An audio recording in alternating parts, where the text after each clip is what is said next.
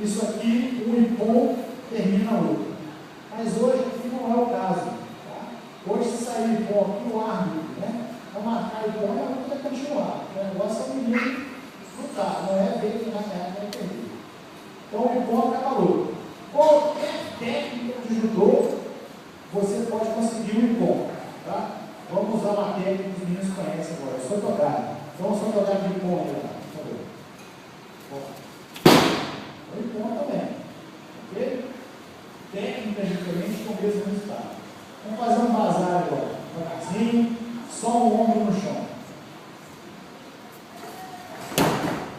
Ó, o dedo caiu, mas ele não caiu totalmente de costa, está meio de lado. Então isso diminui o ponto que a gente tem no projetor. Seria um vazado. Tá? O gesto é esse aqui, ó.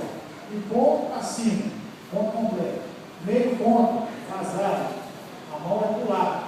Agora nós vamos fazer um ponto menor, o Ryuko. Nós vamos sotogar, o dedo caiu de lado, mas não tem costas no chão. Então isso é um ponto menor, é o Ryuko. Ok? Todos esses três são pontos no judô.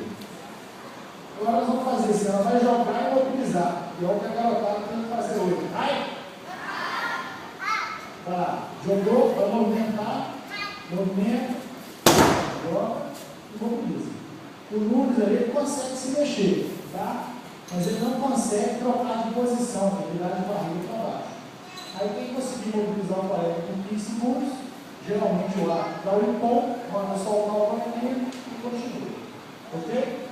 Obrigado, os dois.